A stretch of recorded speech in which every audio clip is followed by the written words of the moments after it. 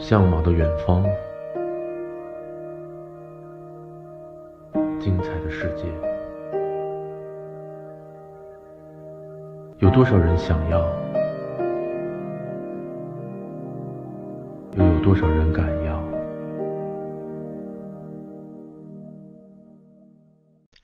For this episode, I'm very excited to introduce you to Eric Olson. He and his wife Anna own and run Central Coast Distillery, or Forager Spirits if you prefer. They are award-winning spirit makers both locally and internationally, but along with providing amazing craft spirits, you can visit their location in Atascadero for wonderful takeout meals, gelato, and more. You can make appointments for tastings Monday through Saturday, or visit them during their window hours Thursday 5 to 7 p.m., Friday 5 to 8 p.m., and Saturday 3 to 8 p.m. Without further ado, let's hear from Eric himself. Well, first off, I'd love for you to just introduce yourself, your business, how long you've been open and everything like that. Eric Olson, Central Coast Distillery. We were recently voted by the Paso Atascadero News community, said we're the best spirit maker in the county. Congratulations. It's a big award. I don't think that's the first time you've been voted into that, is it? No, second year now. Second year now. Well, Yeah. congratulations on that. I mean, I know personally, I've been to your place and I have actually a couple bottles of your spirits at home. Our family really enjoys it. So, Well, appreciate the support. absolutely, absolutely. Well, I guess the first main question, is how has COVID really affected and impacted your business, from the first shutdown almost a year ago to, the small stages of reopening, and then, of course, balancing out the ever-changing state laws that seem to be on a rotation every week these days. Well, first of all, they closed our location, our distillery, so we couldn't have people come in. Right. So once that happened, all the bars that buy our spirits closed as well. Jeez. And then on top of that, I had Cal Poly classes scheduled. So I'd work with Cal Poly to set up distillation classes. 30 people would come in and learn distilling through a program in Cal Poly. So that was also shut down. So we got a lot of bad news in one day. Absolutely. Yeah, that's kind of just a hammer on like most of the plans you had set. Yeah, if you look at a business, you look at line items of your income. Mhm. And maybe the bars are slow because it's January or whatever. They've been partying all through December and things are slowing down. Then you say, hey, maybe I can bring these people to our location and pick up some of that line item somewhere else. Or hey, I'll offer more classes. But Mhm. when they shut down every avenue of profit center in one day, that really smashes things pretty good. Yeah, I agree. I think it was mostly the spirit makers. I know winemakers were impacted really heavily as well. Most of the locations that were pretty strictly an alcoholic business definitely got hit, I want to say, the hardest in that first reopening, right? Yeah, and I guess we've learned now that those aren't the places that are super spreaders. They just closed them based on um, not scientific evidence or based on, hey, this is what we're finding out. They just closed them. Right. So that was hard to accept that, well, why were we being singled out for this? When other things are open, you could go to Home Depot, you could go to your supermarket when they found out, hey, maybe supermarkets are the super spreaders. And I do understand people need food. There's no question, but it's hard for us to balance out. Why did you single us out? Why did you single us out? Hmm. No, I agree. I mean, and like I said, I've been to your business before, and it is not the biggest location. I mean, even if you threw a massive event, at your distillery location, it's not like you're gonna have 100 to 200 people all crowded around into that one space. It's Right, a way massive more than that. event. Yeah, exactly. Yeah, it would be 25 in there. Yeah, it's pretty much. And then at the same time, you're looking down the street at Food for Less, and there's probably a line out the door during that beginning part. Everyone just trying to stock up like it's the end of the world. So, Exactly. um, And then, so I guess from a business point of view, did you change anything once you started reopening to kind of just keep ahead, like doing, I know you did takeout food on the weekends. That's what me and my family did one of the nights. We got one of your meals, or we brought a couple of them home and the drinks, so we didn't have to cook. Was that something you had going on beforehand, or did you kind of change that with trying to keep up with just getting some source of income? Well, we realized that they had closed a lot of the restaurants and the seating in the restaurants, and we figured people are still going to need food. Not everybody's still working, so they would probably pick something up on the way home. Restaurants closed, so we kind of turned the place into a food truck. We had a window that we could go outside, so they could come up like a food truck without wheels and pick up meals to go. And then we thought, well, with COVID and everything, maybe they don't want us to cook it.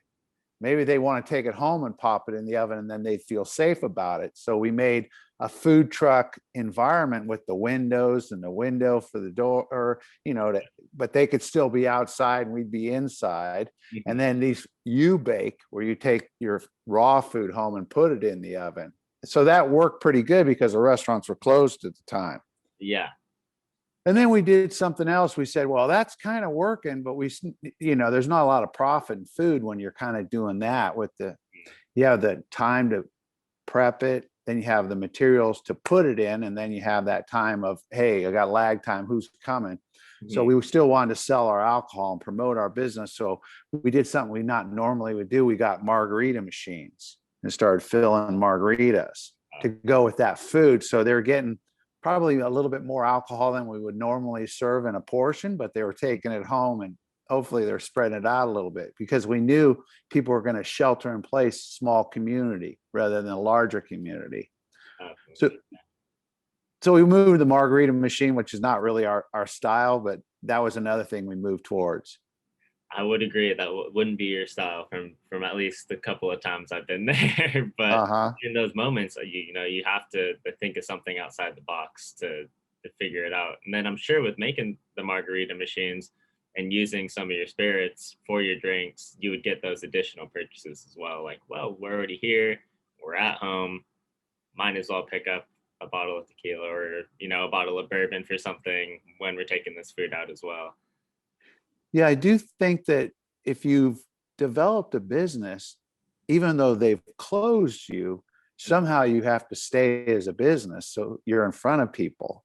Yeah. And if you can get a flow coming to you and you're still complying with the government regulations, even though I believe they didn't have the right to do what they did, nevertheless, that's my opinion, you still have to keep that flow coming to you, whether it's to your window or to your door or inside or on your website, because when you reopen, you still want that flow coming, and now you can give them all the amenities.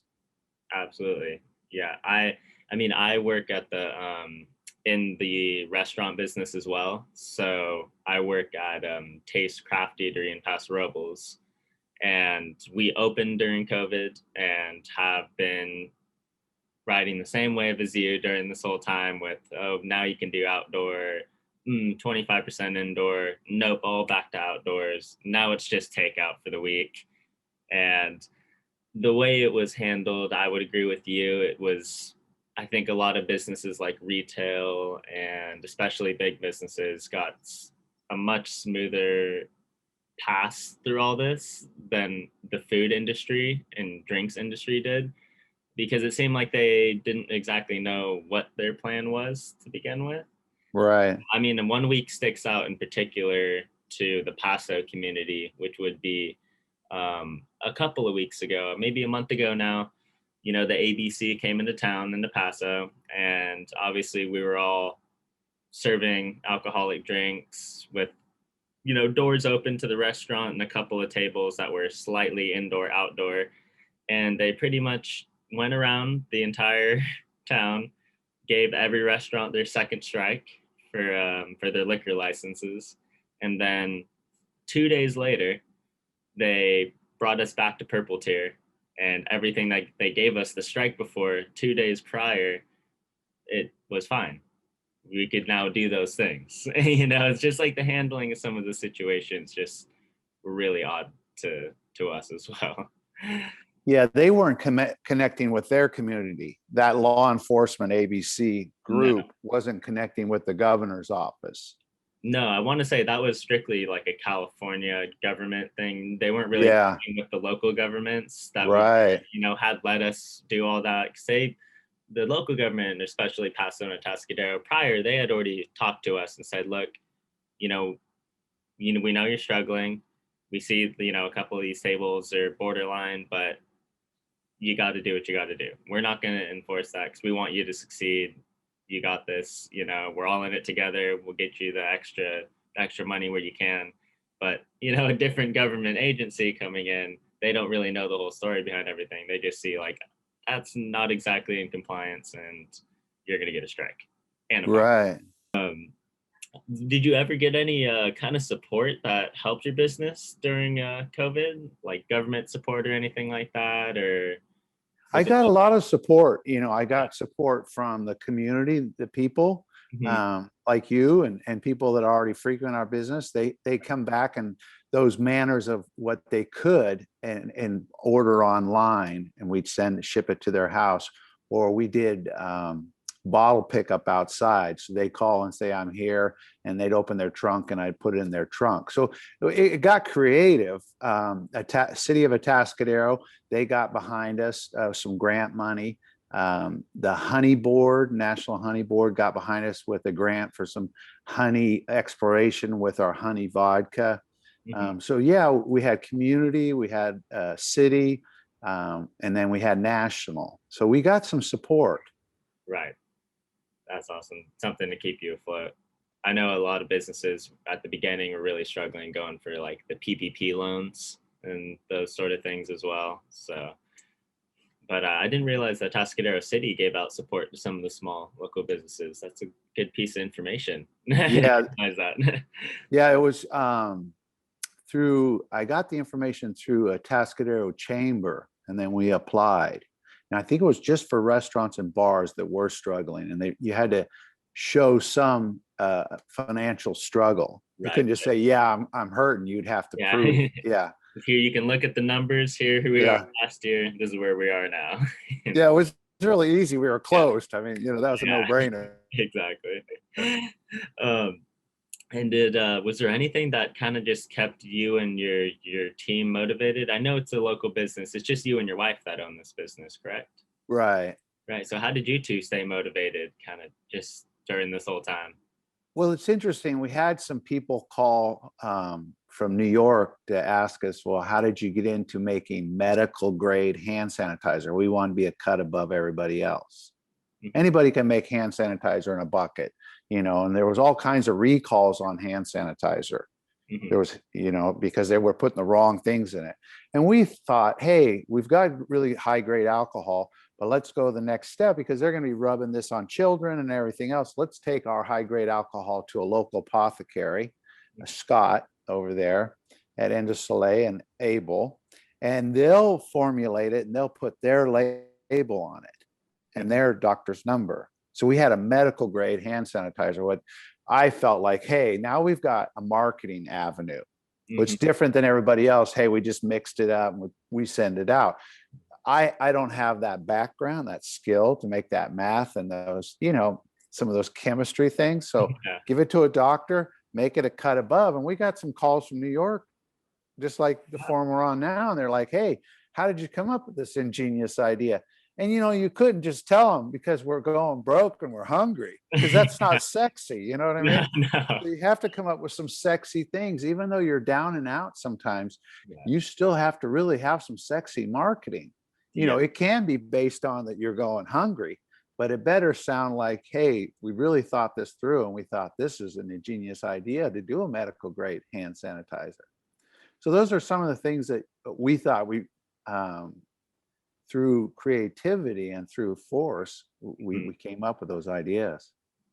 That's actually really awesome. I didn't think of some distilleries doing that at the time, of just making some hand sanitizer itself, but actually, taking, the proponents that you have and then bringing it to somebody who has everything else you need and has that background on some of the chemistry, and then doing a dual project between the both of you and still being able to, make another avenue of profit in that way. That's really cool, actually. And you got a call from New York from it. So there you go. You got noticed from all the way across the country. Yeah, it was pretty cool. We also set up like a small market. We found out things that people couldn't get, like flour and beans and things and toilet paper. There was a shortage.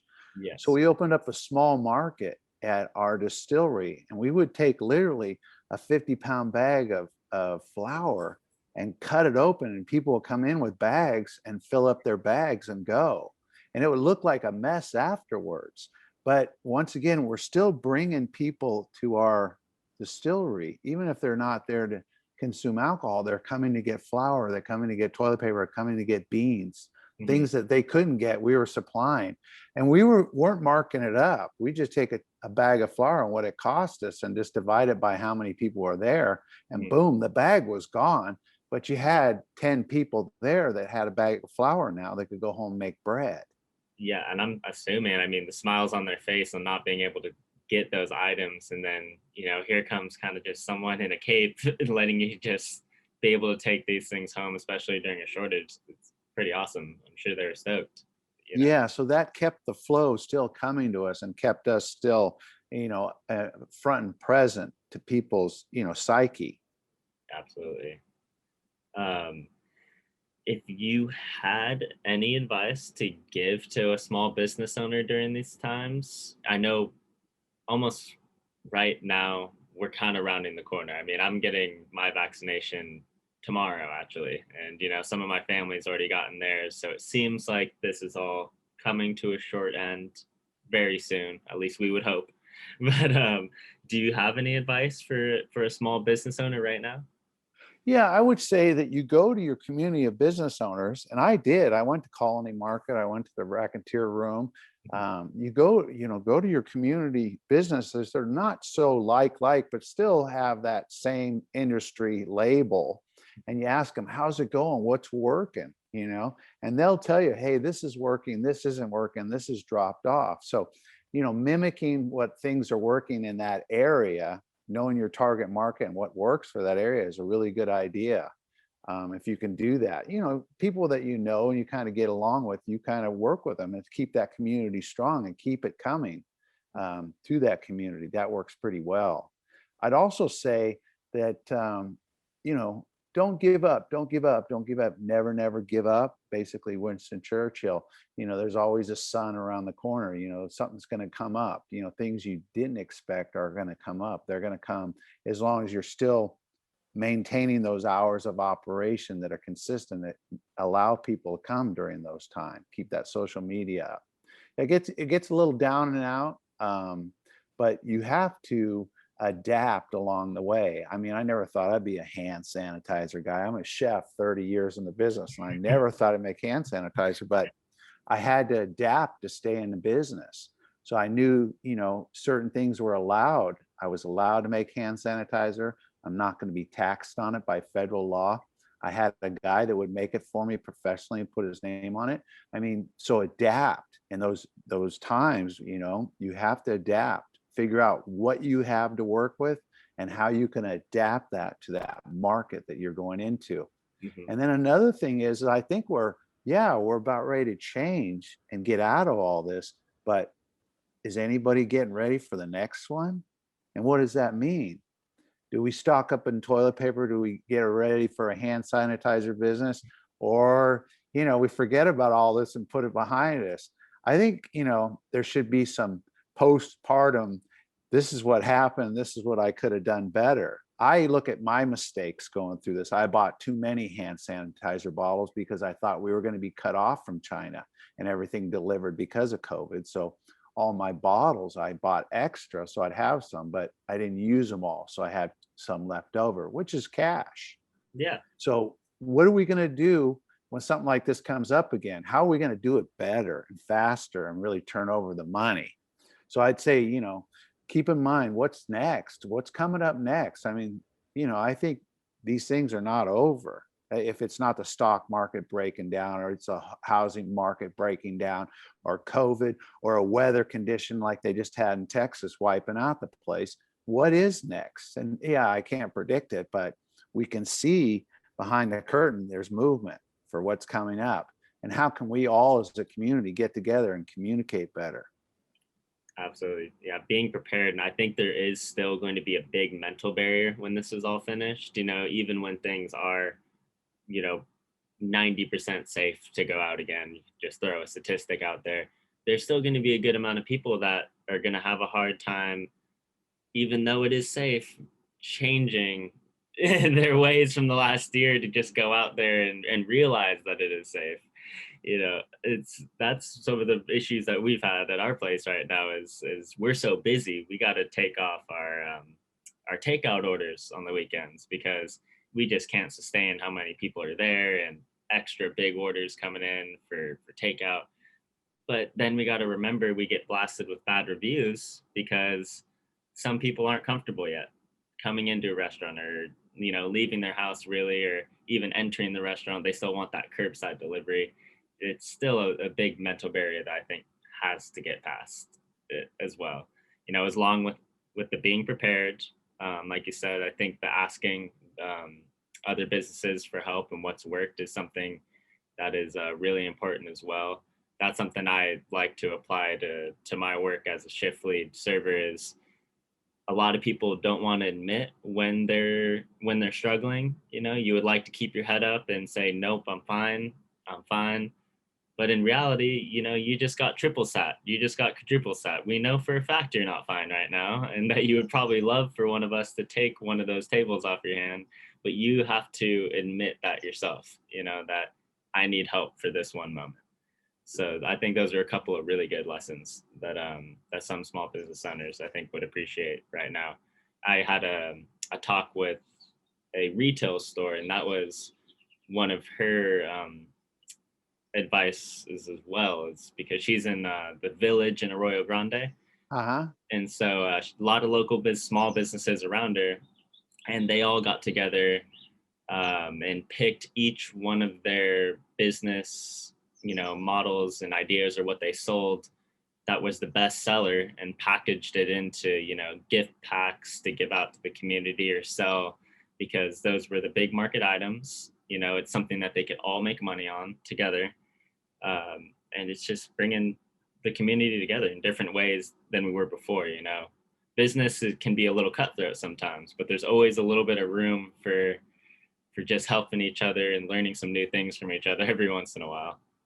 I agree. Yeah. And keeping that flow to your area. Exactly. Yep. And, it's like you said, the Rack and Tour Room, I know that's right down the street from you. And you mentioned another place that is like right across the way from you. Yeah. So, you had that little square circle of businesses that were, you wake up in the morning, you unlock your door and you look across the way and they're doing the same thing. So and the last question I got for you, which you might have already answered, but it's what can we do as local community members and consumers to help a business like yourself as we're just finishing up this rat race? Well, I think, we have to look at, the bigger picture before the pandemic, globally, the world itself, and sustainability and taking care of people. You go buy certain things from certain countries, you don't know where that money's going and what things it's supporting. You really don't. I'm a world traveler. I've been all over the world. I love meeting new people. I love all the countries. They all have something really unique about them. But there are some interesting places out there, and they don't have the same beliefs. Keeping your dollar in your local area keeps that dollar strong for that area. It comes right back to you. We have to support our local community restaurants, bars, markets, little mom and pop stores. That's what makes a community of all these eclectic people and all the different things they do. If we're buying things from overseas, you think about all that fuel that it takes to get here. You think about it's probably not in season over there. You don't know how it's grown over there or how it's put together. Here, you can actually meet face to face with these people. You can walk through their shops, you can walk through their factories, you can walk through their breweries and see how it's being made. And you can establish these relationships and build a stronger community for round two of whatever's coming. You can know these people and we can be strong together. And I think that's what's important. You need to get to know everybody in our community and what they do and help them out and get behind this stuff and keep that dollar circulate in our community and keep our community strong.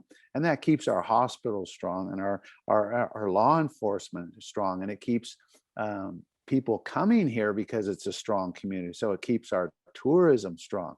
So I think that's what's really important is support locals.